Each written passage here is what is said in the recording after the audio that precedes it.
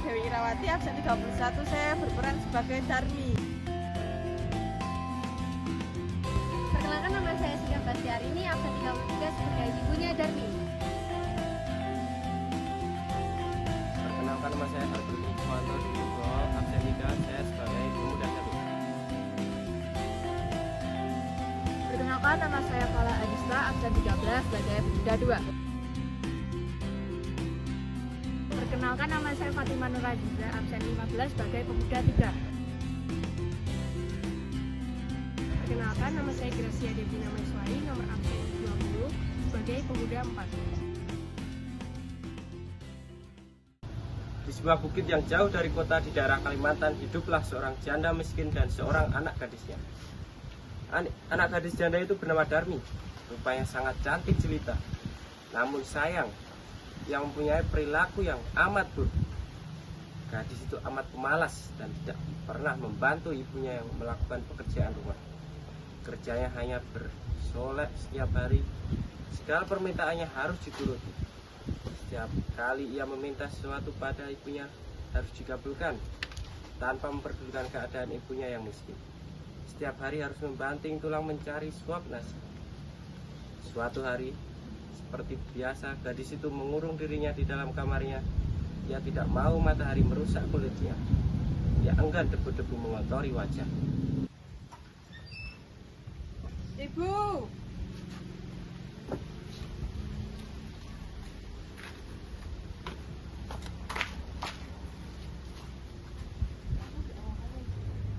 Ibu, kan aku sudah bilang sama ibu kalau aku udah bangun, ibu harus merata kamarku.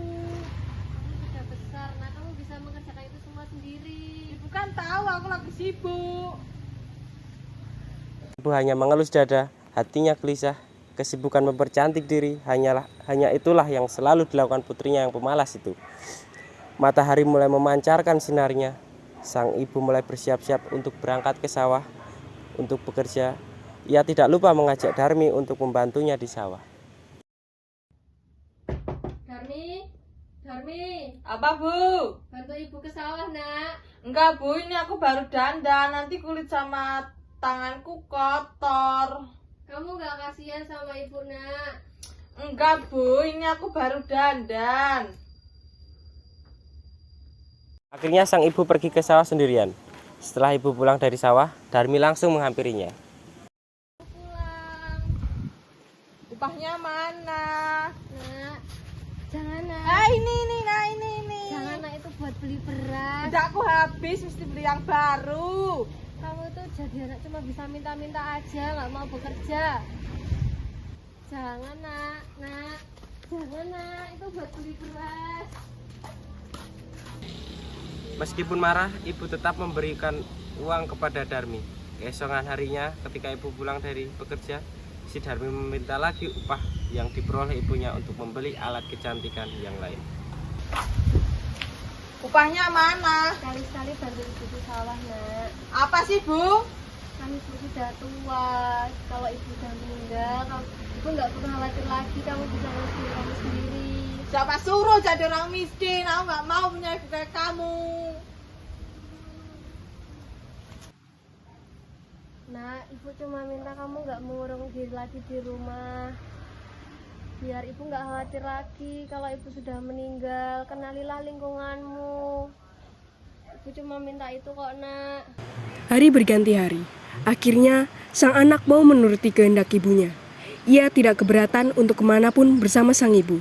Tapi, anaknya ini mengajukan sebuah syarat bahwa ibunya tidak diperbolehkan untuk mengakui bahwa ia adalah ibunya di depan umum. Sebagai seorang ibu, tentulah hatinya teriris mendengar itu. Namun, sang ibu pun menyetujuinya. Hingga pada suatu hari, anak gadis itu diajak ibunya ke kayangan untuk mencuci pakaian yang letaknya jauh dari rumah mereka. Anak gadis itu berjalan melenggang dan memakai pakaian yang bagus dan bersolek agar orang di jalan yang melihatnya akan mengagumi kecantikannya. Ketika mereka mulai memasuki desa, orang-orang desa memandangi mereka. Mereka begitu terpesona melihat kecantikan anak gadis itu. Terutama para pemuda desa yang tak puas-puasnya memandang wajah gadis itu. Namun, Ketika melihat orang yang berjalan di belakang gadis itu, sungguh kontras keadaannya. Hal itu membuat orang bertanya-tanya.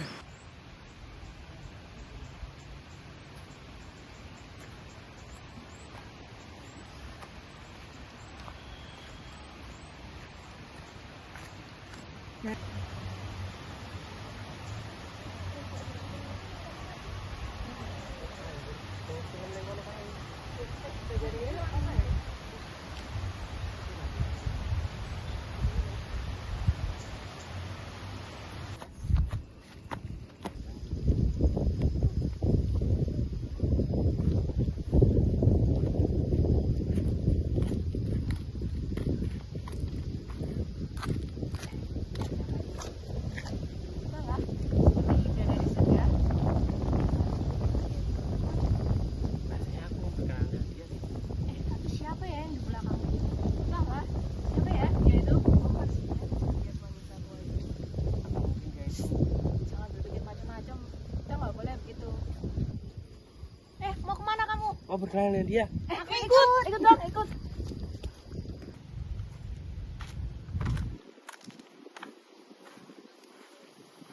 Cantik, siapa yang di belakangmu itu? Apakah itu ibumu? Bukan, ini tuh budak. Yakin dia itu bukan ibumu? Kan aku udah bilang kalau ini tuh budak. Astaga, kamu jangan begini. Hargai orang lain meskipun dia budakmu. Terus aku nonton gitu. Langkah terlukanya sang ibu mendengar itu. Hatinya menangis dan ia benar-benar tak berdaya menahan sakit hatinya. Setelah menolong ibunya, para pemuda dan Darmi pun melanjutkan kegiatannya, meninggalkan sang ibu yang sakit hati. Di depan batuan, sang ibu berbisik dan mohon kepada Tuhan. Akhirnya si ibu pun berdoa. Ya Tuhan, hamba tidak sanggup menahan hinaan ini. Teganya anak hamba menghina hamba Tuhan. Hukumlah dia, hukumlah.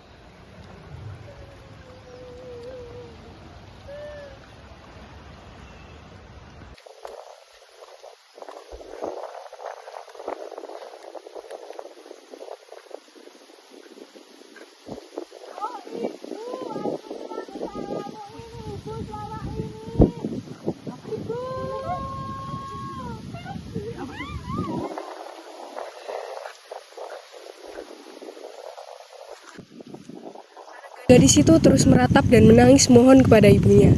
Akan tetapi semuanya telah terlambat. Seluruh tubuh gadis itu akhirnya berubah menjadi batu. Sekalipun menjadi batu, namun orang dapat melihat bahwa kedua matanya masih menitikan air mata, seperti sedang menangis.